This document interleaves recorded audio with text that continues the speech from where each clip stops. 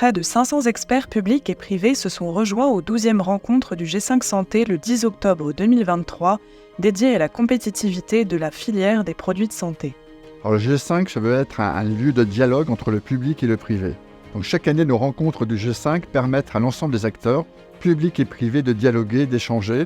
Ce n'est pas un moment qui est choisi comme ça par hasard. C'est juste avant le débat parlementaire sur le projet de loi de financement de la sécurité sociale. Donc ça permet de mieux se comprendre, de débattre des vraies questions qui sont sur la table. Et honnêtement, ce matin, on a encore avancé dans la meilleure connaissance des sujets pour trouver des bonnes solutions au final pour les patients, pour l'accès des patients aux produits de santé. Donc entre le ministre de l'Industrie, le ministre de la Santé, le président de la Haute Autorité de Santé et l'ensemble des acteurs publics et privés, on est encore une fois au G5 Santé un lieu de dialogue, d'échange pour faire avancer la France, pour que la France soit un grand pays des sciences de la vie. Cette année, le G5 Santé, porte-voix des entreprises de santé françaises, a ouvert le débat sur les nouvelles politiques à mettre en œuvre pour rattraper le retard de la France. On a été premier en Europe, notamment en matière de production de médicaments. On a perdu des places.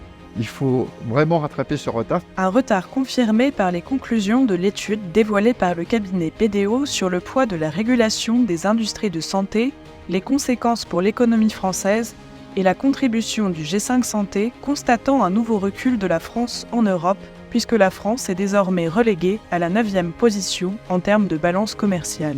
La France n'est plus en tête des pays vis-à-vis des industries de santé. On reste quand même un des champions, un des leaders, et notamment d'ailleurs grâce aux 8 entreprises du G5 qui sont françaises et installées évidemment en France et qui contribuent à l'exportation. Il y en a d'autres. Cette famille d'entreprises françaises qui a choisi la France pour soigner le monde et j'espère aussi pour le conquérir avec une balance commerciale qui reste positive quand même. C'est pour ça que je préfère dire reprenons de l'avance plutôt que rattrapons nos retards, mais qui, vous l'avez dit, et je pense que les études que vous avez faites le montrent, reste quand même un des défis majeurs.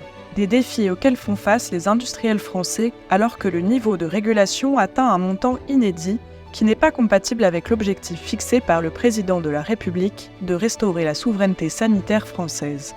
Dans ce contexte, Roland Lescure donne le cap.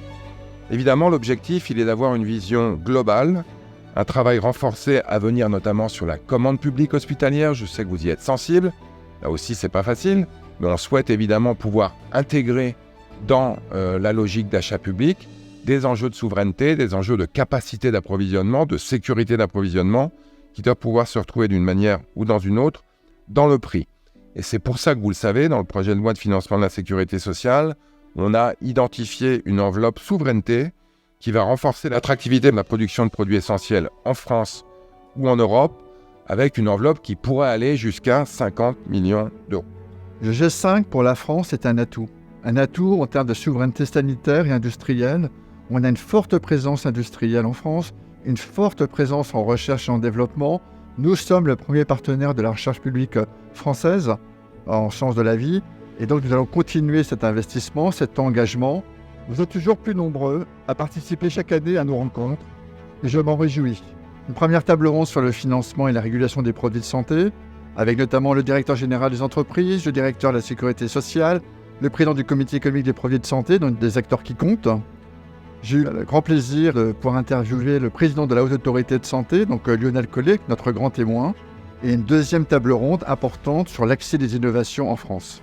Des échanges qui ont aussi permis de pointer du doigt les difficultés d'accès aux innovations, un problème qui devient prégnant en France. Pour les 20 ans du G5, pour nos prochaines rencontres, qui auront lieu le 1er octobre 2024, c'est d'avoir de premiers éléments qui montrent que la France rattrape son retard. On a tous les atouts, tous les ingrédients pour redevenir le leader en Europe en termes d'industrie de santé.